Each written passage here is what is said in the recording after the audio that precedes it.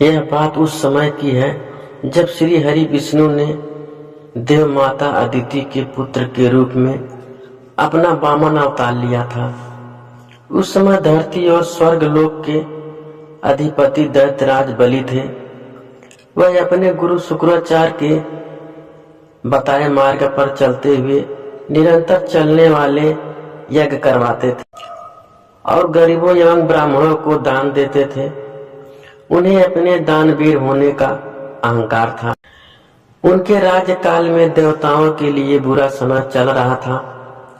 उनके राज्य में असुरों को उनकी सुरक्षा प्रदान थी, जिसे आम जन को कष्ट भी भोगने पड़ रहे थे। तब प्रभु ने इस समस्या को हल करने हेतु वामन अवतार लिया। वामन देव का बलि के वरदान में आगमन। बालक ब्राह्मण रूपी वामन देव दैत्यराज बलि के यज्ञ स्थान पर पहुंचे। जब बलि की नजर उन पर पड़ी तो बलि ने उनसे उनकी इच्छा पूछी। यह सुन वामन देव ने कहा, राजन, आपकी बहुत प्रशंसा सुनी है। आप दानवीर हैं। मुझे केवल इतनी भूमि चाहिए जितनी भूमि मेरे 3 पग में नप जाए। यह सुन सभी लोग वामन देव पर हंसने लगे। महाराज बलि भी अहंकार में आकर हंस पड़े।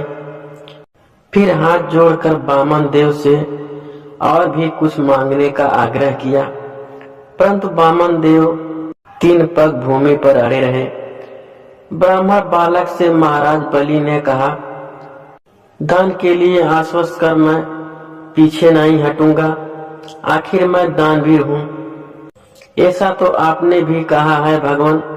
मैं आपको आपकी नापी हुई 3 पग भूमि दान करने का संकल्प लेता हूँ। वामन देव का विकल्प रूप। जैसा ही राजा ने संकल्प लिया वैसे ही वामन देव ने विराट रूप धरा। लोग भयभीत होकर इधर उधर भागने लगे। वामन देव ने एक पग में धरती और दूसरे पग में आकाश को नाप लिया और फिर तीसरे पग के लिए अपने पैर उठाए और बलि की ओर देखा। तभी बलि ने हाथ जोड़कर अपने घुटनों पर बैठकर कहा, हे प्रभु, तीसरे पग में आप मुझे नाप लें और मुझ पर भी स्वामित्व स्थापित कर लें। यह रहा मेरा मस्तिष्क आपकी सेवा में। आप मेरे मस्तिष्क पर पग धरें। गंगा की उत्पत्ति। जब प्रभु आकाश को नाप रहे थे तभी उनके पैर का अंगूठा ब्राह्मण से टकराया और वहीं से दिव्य जल बहने लगा, जिससे प्रभु श्री हरि के चरण कमल धुले।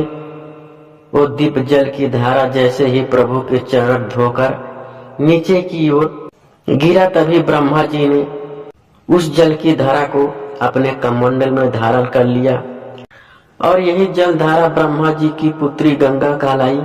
ये जल धारा श्री हरि विष्णु के पैर यानी पद से टकरा कर निकली, इसलिए गंगा देवी को विष्णुपदी भी कहते हैं। भगीरथ। महाराज भगीरथ की तपस्या से प्रसन्न होकर देवी गंगा के पिता भगवान ब्रह्मा जी ने उन्हें धरती पे अवतरित होने की आज्ञा दी, किंतु देवी गंगा की जलधारा के वेग को सहने की क्षमता धरती में नहीं थी। इसीलिए कैलाशपति प्रभु शिव ने उन्हें अपने जटाओं में धारण किया और इसीलिए देवादिदेव महादेव को गंगाधर भी कहते हैं।